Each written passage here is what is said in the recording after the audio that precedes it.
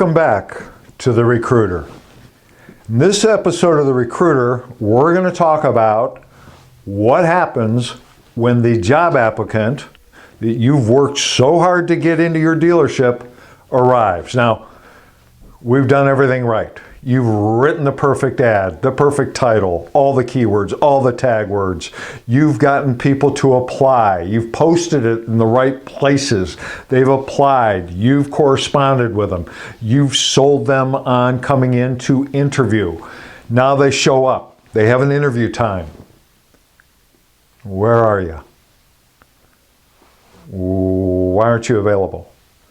What happened to the scheduled interview that was supposed to take place?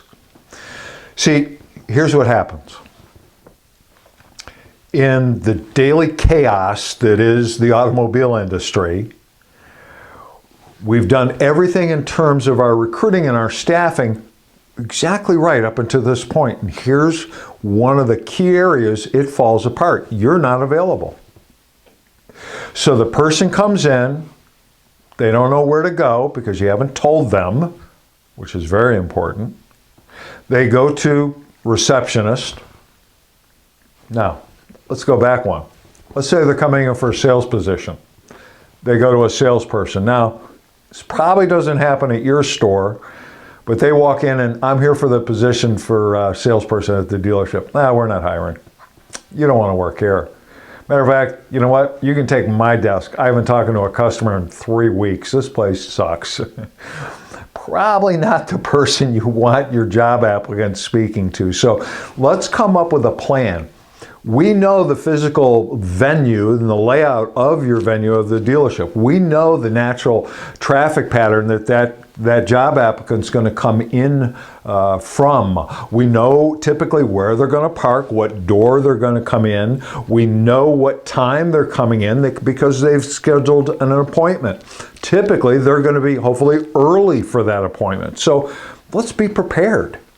Let's greet them properly. You know, we have a million different processes set up when the customer calls a dealership and a BDR is there to schedule an appointment and we lock them into an appointment. We have an exact process when they come that the BDR comes out, the salesperson comes out, the sales manager comes out, the sales manager comes out, the sales manager comes out, and they get the process of the sale going in the right direction. Yet, and that customer, if we sell that person a car, you know, we make $1,000, $2,000, $3,000. Do they buy 5 cars from us? Do their family bring, you know, could they be worth a couple $100,000 to us over the course of a period of their lifetime and their family's lifetime? Yeah, maybe.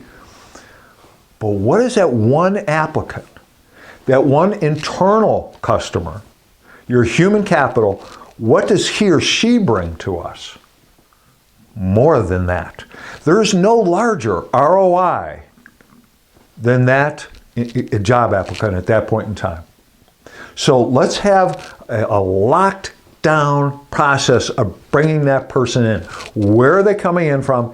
Who's the first person they're going to see? Now, if that person's going to be the receptionist, let's have a plan. You know, let's have that receptionist have the schedule sheet that we made up of the people that are going to be coming in that day to see you or someone else at the dealership, whoever's been elected to be the contact person at the dealership and ultimately interview that person. Let's have them have a list of those people and the time that they're supposed to come in.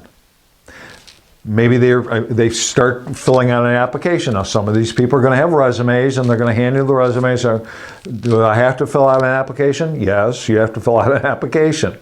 Have pens available. Not all these, well, if they don't have a pen, how do they expect to sell cars?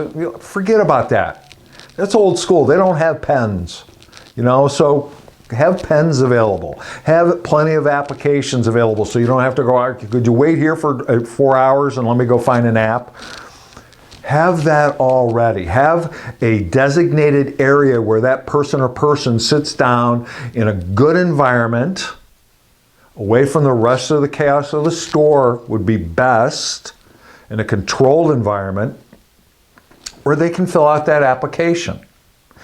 Then, when they're done filling out that application, you've got to be available to them. Your focus, your singular focus, your laser focus must be on that man or woman that's sitting there in front of you. It's an absolute must. Here's all the things that could go wrong if that doesn't happen. The person comes in and they have a 11 a.m. appointment for an interview that you or someone else at the dealership set up. They come in, talk to the receptionist, have a seat. Mr. or Mrs. So-and-so will be right with you. Okay? Well, right with you, I don't know what right with you, what the low and the high end of that is, 5 to 10 minutes. I mean, that's what right with you, I think, would mean to me. I have an 11 o'clock appointment. I get there at 10 to 11. Person will be right with you. Okay, so I have an 11 o'clock appointment, so I certainly understand that, they expect me at 11.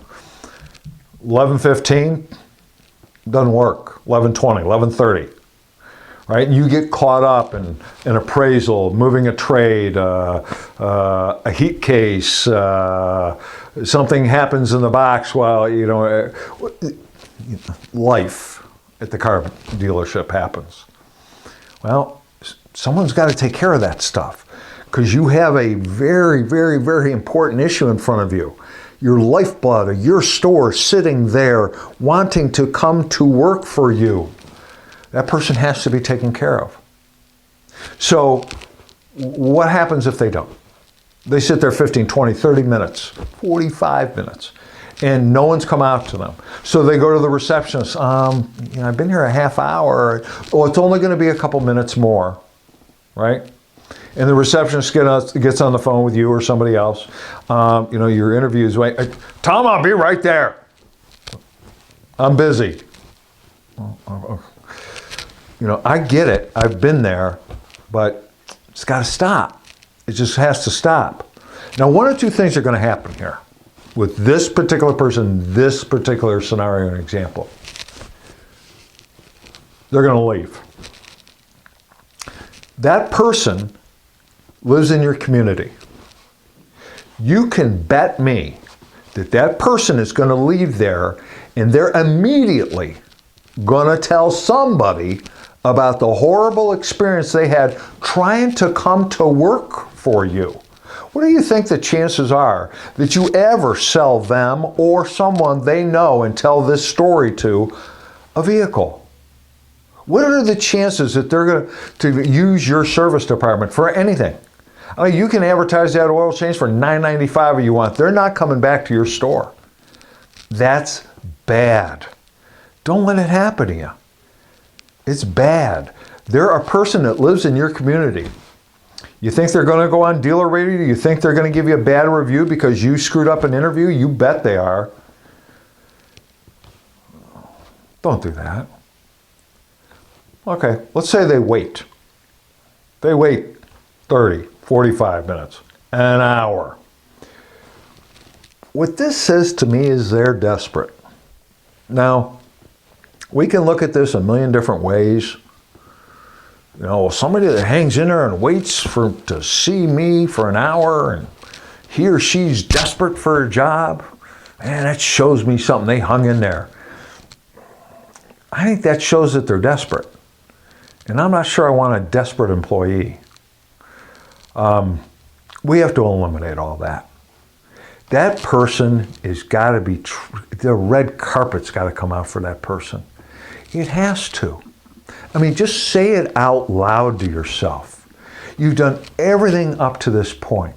Why in the world would you not go one step further, roll out the red carpet, and treat that person with the respect, the dignity, show them the real culture of your dealership, the good side of it, that would enable them to want to come to work at your dealership.